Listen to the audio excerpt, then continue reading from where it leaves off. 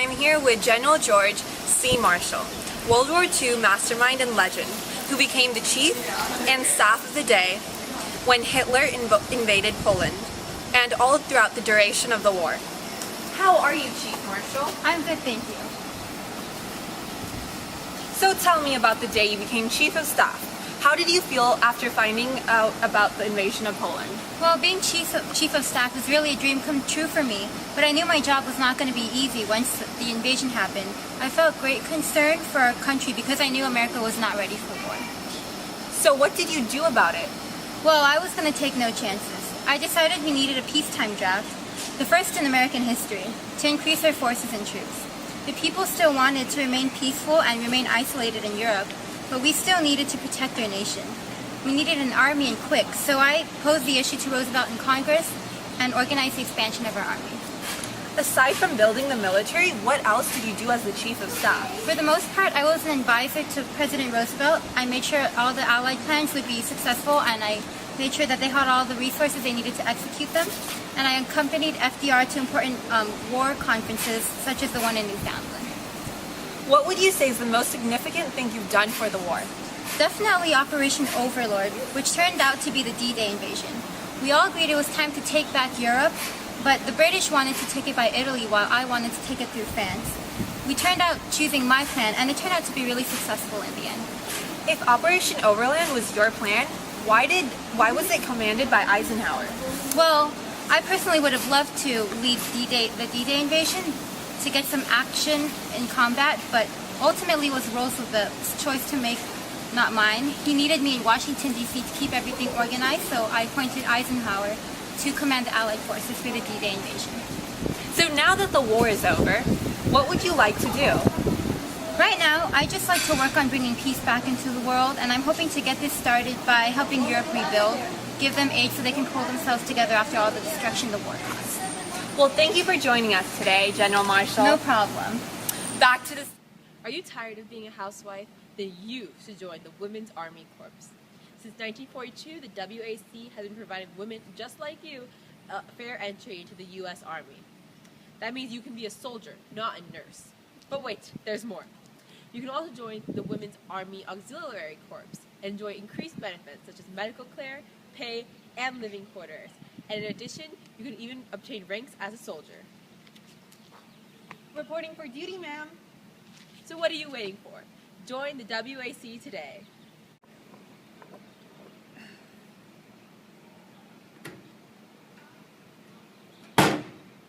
Cleaning, dusting, and cleaning all day.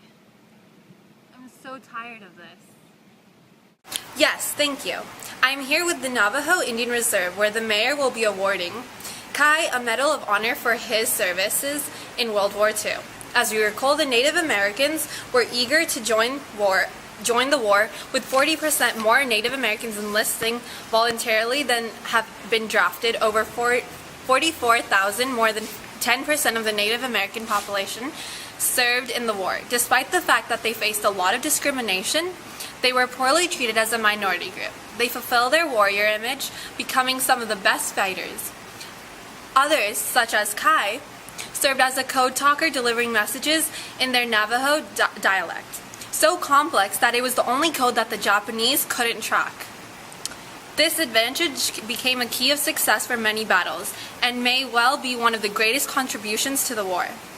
As the ceremony proceeds, let's take a look at what the mayor and Kai has to say about it.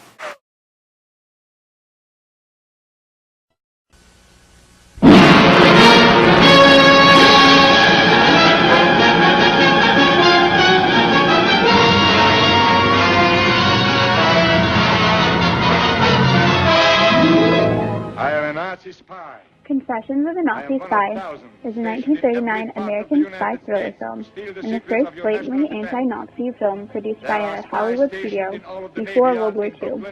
The film stars Edward G. Robinson, George Sanders, Francis Bandura, and a large cast of German actors, including some who had emigrated from their countries after the rise of Adolf Hitler.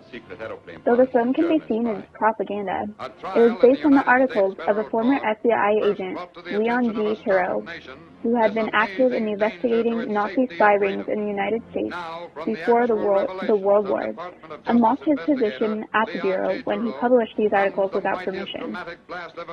The film was released in 1940 with scenes describing events that had taken place since the release, such as the invasions of Norway and France. To mask the treacherous plots of its leaders. Confessions of a Nazi spy. Your plant is turning out a new type supercharger for pursuit ships. How soon can we get the blueprints? I don't know.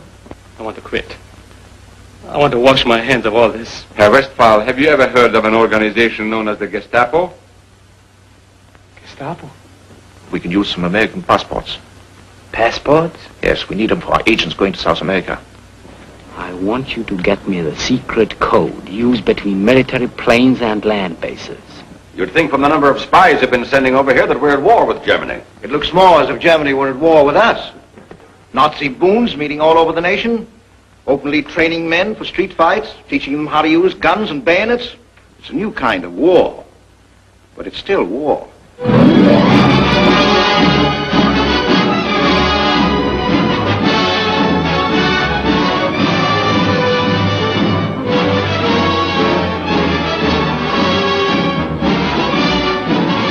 You saw Schlager on the Café Nuremberg? Yes. You spoke to him? Yes. Did he pay you there? No. I want the whole truth, no hedging about. It is no use, Doctor. They have the codes, the letters, everything about you too. Tell the truth. It was only propaganda material I gave Schlager. You gave Schlager military information. How do you dare? We have instructions for you, Grützwald. You are going back to Germany. Why? Your actions have become much too dangerous for you to remain here. We are still in America. I didn't mean anything wrong. Please, I don't want to go back to Germany. I don't want to go back to Germany. I don't want to go back to Germany.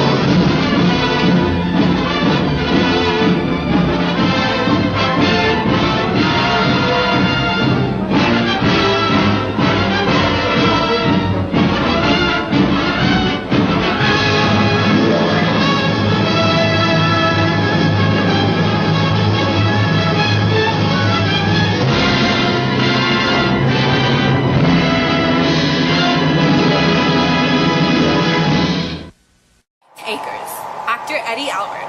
So Eddie, what was it that made you want to fight in World War II? Well, I've always felt much pride towards my country, and I've done everything that I could to help our cause. Prior to World War II, and before my acting career, I toured Mexico as a clown and high-wire artist with the Escalante Brothers Circus, but secretly worked for the U.S. Army Intelligence, photographing German U-boats in Mexican harbors. So when did you actually join the Army?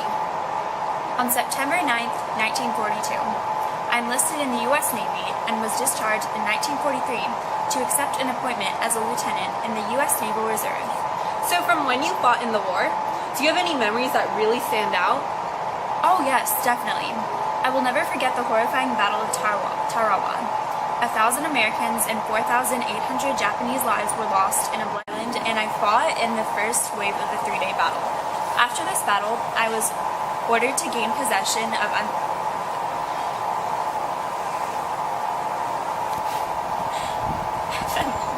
Wait, keep going. I only have one bar left, so Okay. keep going. Just start from here. And I fought in the first wave of the three-day battle. After this battle, I was ordered to gain possession of usable military equipment off the battlefield. But I found and rescued wounded men who had been abandoned under heavy fire. I ended up rescuing 47 Marines and assisted in rescuing 30 others. I lost most of my hearing because of the whole ordeal, but I believe that it was worth it because I won the Bronze Star. Wow, that's an extremely courageous act. At the time of this battle, what type of military position did you hold? At the time of the battle, I had recently been promoted to pilot of the U.S. Coast Guard landing craft. Well, I'm very impressed by your gallantry, and I immensely appreciate your service for this country. Thank you for coming in.